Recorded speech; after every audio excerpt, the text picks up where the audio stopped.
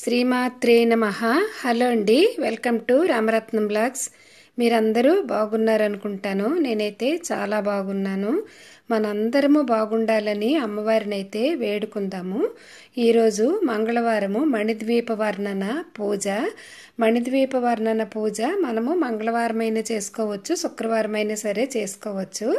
ఈ మణిద్వీప వర్ణన పూజ చేసుకొని 32 రకాల పువ్వులతో అమ్మవారిని పూజ చేసుకొని, అలాగే మణిద్వీప వర్ణన 9 సార్లు ఒకే రోజు చదువుకుంటే చాలా మంచిది. అయితే ప్రతిరోజు కూడా మణిద్వీప వర్ణన పారాయణం చేసుకుంటే ఇంకా మంచిది. ఆ అమ్మవారి అనుగ్రహం మనందరిపై ఉండాలని నేను మనస్ఫూర్తిగా కోరుకుంటున్నాను. ఈరోజైతే మంగళవారం సందర్భంగా మణిద్వీప వర్ణన సామూహికంగా పారాయణం అయితే జరిగింది.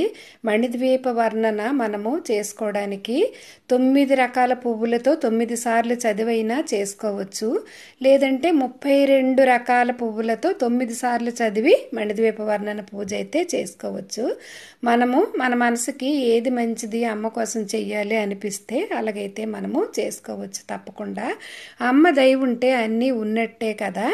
అయితే కొన్నిసార్లు మనము అమ్మవారికి ఇలా చేస్తాము అని అనుకుంటాం కదా, మనసులో సంకల్పము.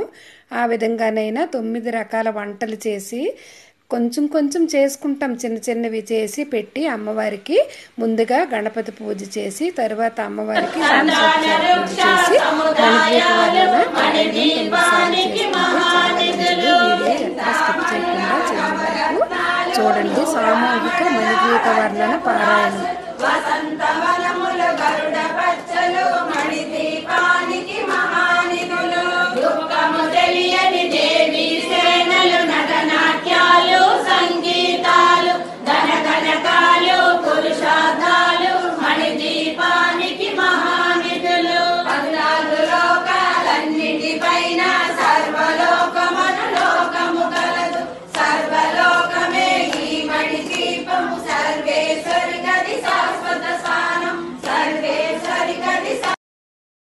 మణిద్వీప వర్ణన పారాయణం అయితే ఈరోజు సామూహికంగా జరిగింది. అలాగే మనము ప్రతి మంగళవారము ప్రతి శుక్రవారం కూడా ఈ మణిద్వీప వర్ణన పారాయణం చేసుకుంటే చాలా చాలా మంచిది. మనము ప్రతిరోజు కూడా లలితా సహస్రనామాల పారాయణం చేసుకుంటాం కదా, అందులో భాగంగా ప్రతి శుక్రవారం కూడా ఈ మణిద్వీప వర్ణన పారాయణం చేసుకుంటే మంచిది. మీకు అందరికీ తెలిసిన విషయమే, మేమందరము గ్రూపుగా ప్రతి వారము లలితా సహస్రనామాలన్నీ చదువుకుంటాము. ఆ వీడియోస్ అన్నీ మన ఛానల్లో ఉంటాయి, మీరు ఒకసారి తప్పకుండా చూడండి. ఈరోజు పారాయణం ఇలా జరిగింది. Thank you for watching.